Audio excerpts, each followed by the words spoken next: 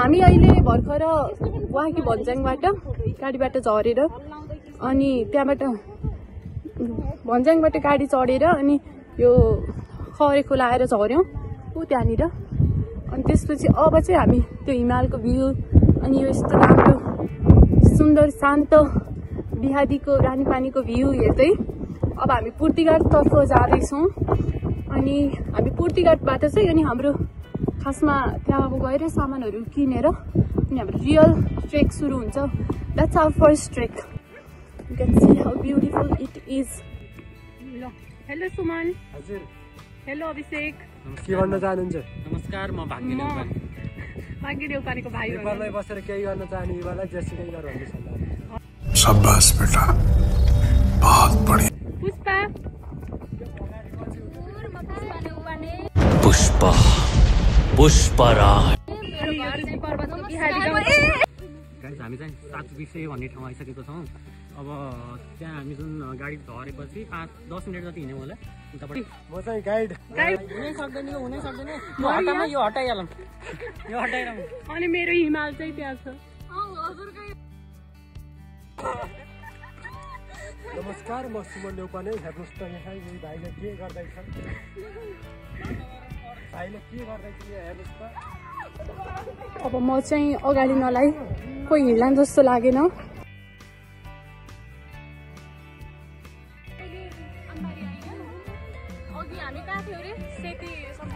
ढिलो हिँड्नेलाई के भन्न चाहनुहुन्छ? यसरी ढिलो हिँड्ने मान्छेलाई म त जेसुकै गर भन्न चाहन्छु। भोक लाग्यो अब चाहिँ बढी खाँदैछौँ। त्यसपछि अब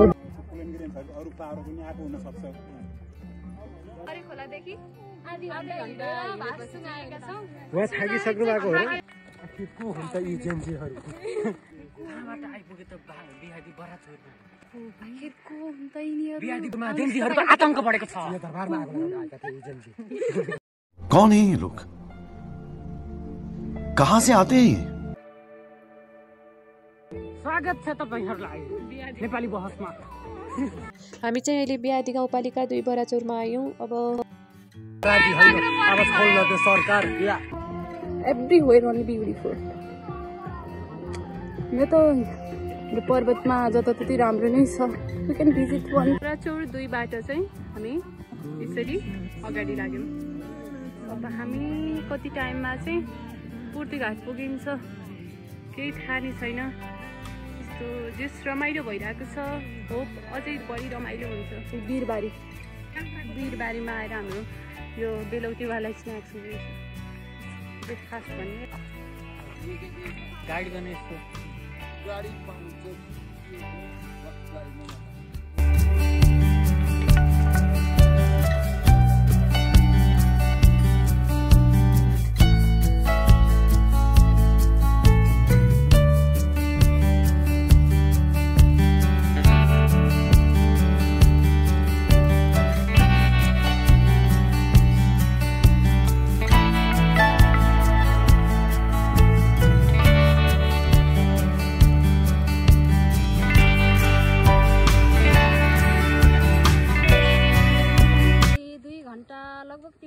हिँडाइपछि चाहिँ हामी 3 घण्टा हिँडेर हिँड्यो नि इमिचौरमा आइपुगेका छौँ। अब यहाँबाट चाहिँ हामी सिधै पारी पूर्तिघाट पुगिन्छ। अनि कालीगण्डकी हेर्दै इमिचौरमा चाहिँ हरेक वर्ष मेला पनि लाग्छ है तल मेला। तीजमा मेला लाग्छ एकदम। यो चाहिँ इमिचौर अहिले त अलि झाडी भएछ। यहाँ चाहिँ पिङ पनि रहेछ। दिस इज इमिचौर। यही हो, जता हेऱ्यो त्यतै राम्रो, जता हेऱ्यो त्यतै मलाई के फेरि हो र पुष्पालाई हेर्दा ढलिन्छ। हेरि ढल्नु भयो भने चस्मा लगाएको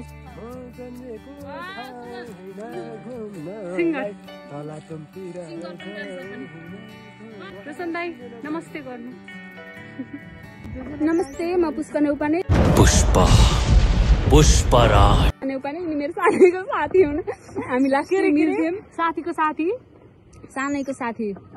इनको काम चाहिँ के हुन्थ्यो अरे हामी सानैमा खेल्दा एकचोटि बोलेको सबै पठाउने चाहिँ मेरो काम हुन्थ्यो। म पहिल्यैदेखि सोझी हो।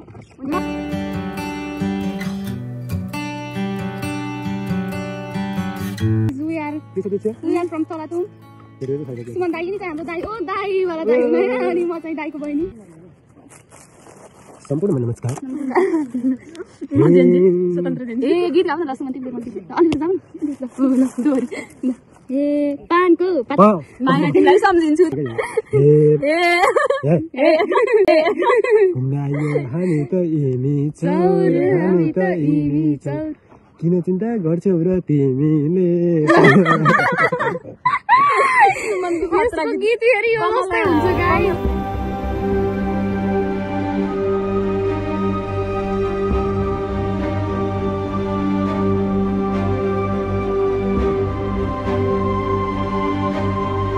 बडी चोरेर आउनु भएको। ओहो यो घर त राम्रो रहेछ।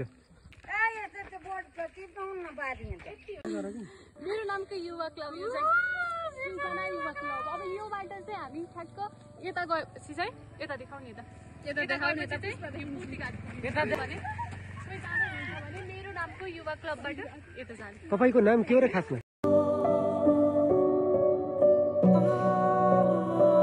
कालीगण्डकी खोला पुल कोर्तीघाट आइयो। अब यो पुल छ, यो पुलबाट हामी पारी जाने हो। खोइ कहाँ हो त्यो हामी पुग्ने ठाउँ त थाहा नै छैन।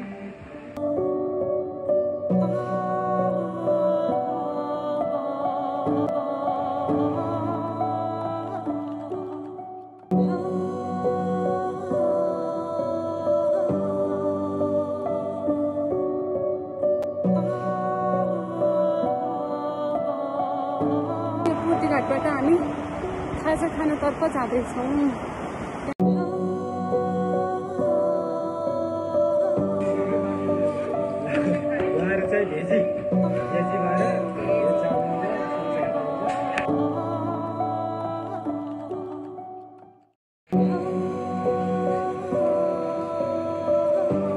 पारी चाहिँ पर्वत जिल्ला प्रदेश नम्बर 4 अनि पुलबारी चाहिँ कोर्तीघाट गुल्मी जिल्ला प्रदेश नम्बर 5 मा पर्छ। यहाँ चाहिँ धौलागिरी हिमाल देखेको छ।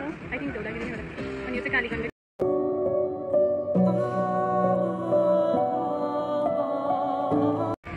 यस्तो छ यहाँबाट फर्स्यो भने त माइ गड।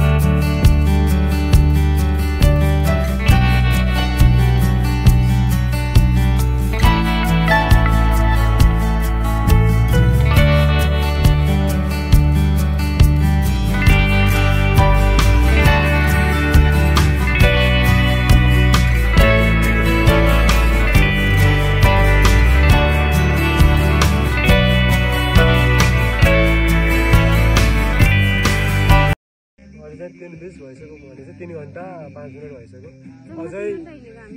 अझै 3 घण्टा त बाटो होला। हामी त 12 घण्टा हिँडिसक्यो। यहाँ हामीले लोकललाई सोद्धाखेरि चाहिँ अझै कति भन्दा म त आज पुग्दैन भने गरेर जिब्रो टोक्नु भयो। तर हामी पुग्छौँ।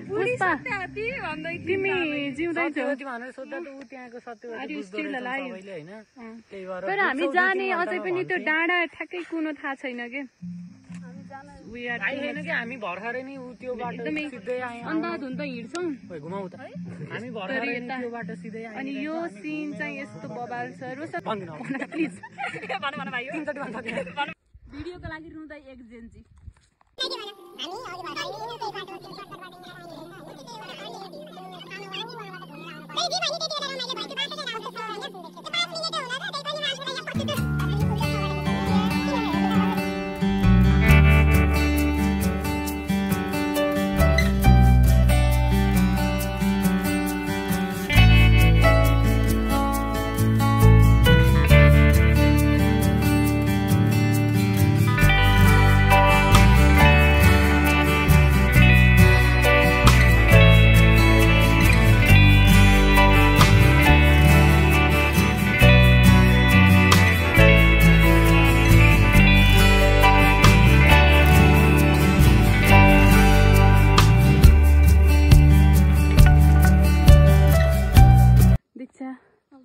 के म तपाईको हाल खबर पुछ्न सक्छु? म बुझाउनै सक्ने हामी एउटा भिलेजमा आएका छौँ, धान्द्रु कायम। Look the view. They are coming and almost sunset. स्वर्ग हेर्ने स्वर्ग।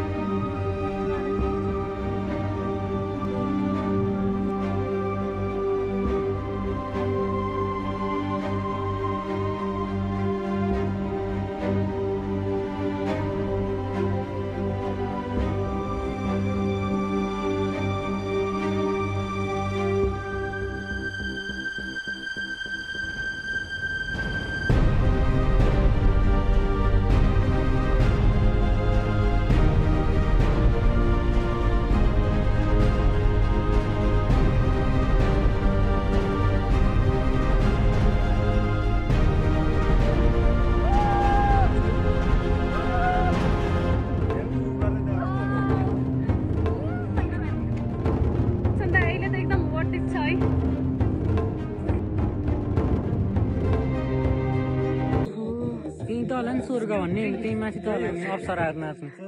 अप्सराले अभिषेकलाई एउटा अप्सरा मिलाइदिनु हुन इन्द्र देवतालाई हार्दिक अनुरोध गर्दछु।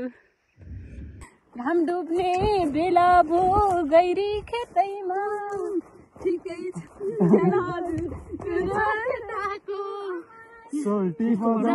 मोबाइलमा तिमी छोड राम्ररी भन देउसी एभ्रीवन। मैले यो पोस्ट गर्ने बेलासम्म त तिहार पनि सकिन्छ होला। थाहा पाउनु भयो?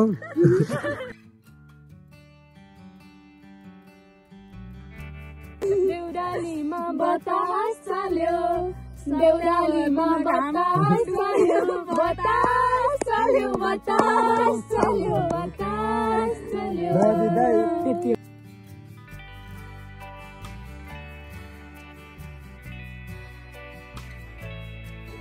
हामी सप्तावती जान्छौँ।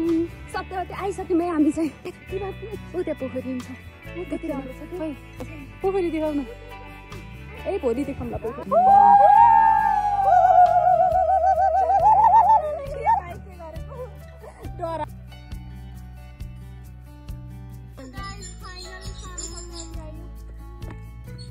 स्वर्ग भनेको यही हो, हेर्नुहोस्। जुनीभरि पनि बिर्सिन्न के।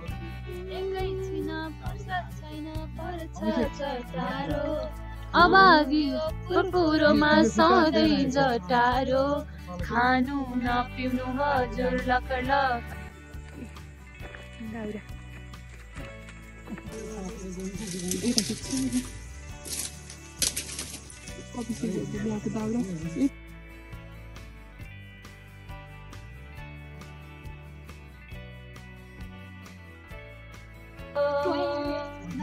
मा पुग्न सक्यो न त मान्छे चिन्यो,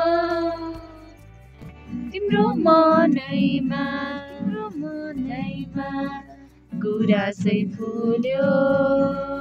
कान्छ मलाई सुनको तारा खसाइलो, त्यो तारा मात्र होइन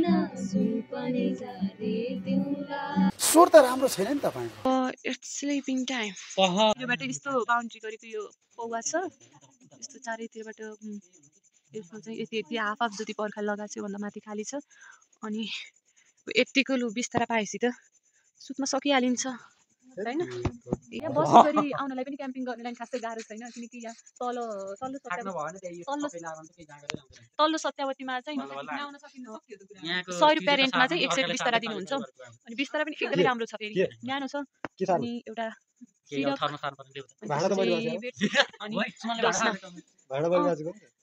हाम्रो भाडा माझ्ने agency Suman. Good night. Thank you, आपका ये उपकार जिंदगी भर याद रहेगा मुझे।